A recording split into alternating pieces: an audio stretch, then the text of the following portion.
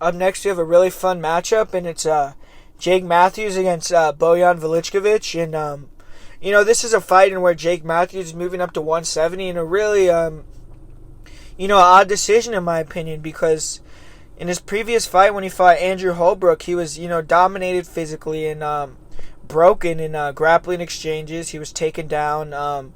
He was put in a lot of positions on the ground that he didn't want to be in. Put in a lot of submission attempts, especially leg locks, and just out grappled and out hustled by Andrew Holbrook at 155, and now he's moving up to 170. Which is it's a peculiar decision in my opinion.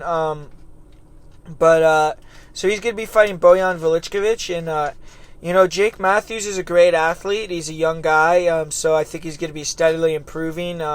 Maybe this is a good decision. Maybe we'll see him at the weigh-ins. He'll look real good. Maybe he's growing into his body now. He's 23 years old.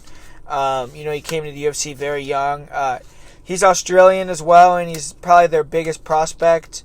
So obviously, they're gonna have the crowd on his side, and there's gonna be a lot of people there for him. So he's gonna have that, but Jake Matthews is a guy who likes to use a lot of movement and dart in with explosive blitz combinations, and he attacks to the body too as well. He's very diligent about keeping that body attack, and once you get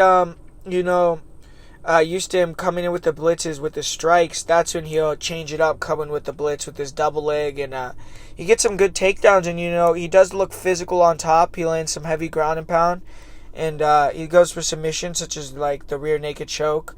So he does look like he's physical on top, but in his previous fights, like I said, it does seem like he gasses out, and he maybe gets broken if you can really push him in the grappling exchanges, make him hit him on the feet. I don't think he necessarily has the most pop with his power on the feet, because a majority of his fights, of his finishes, are on the ground with his TKOs.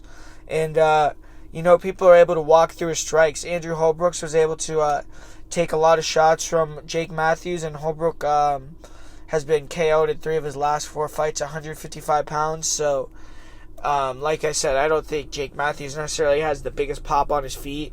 And he's fighting a huge guy in his debut at 170, man. He's fighting Bojan Velickovic, who's fought at 185 in the UFC, and, fought at 185 many times. And he's big, long, rangy striker.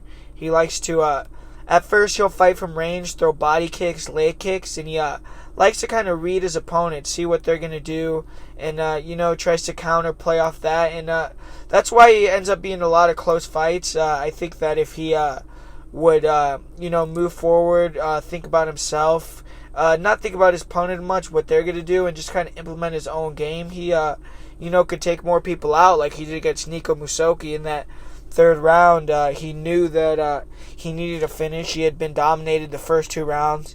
He went out in that 3rd round, went forward and landed a pretty sick knockout. So, he's definitely capable of it.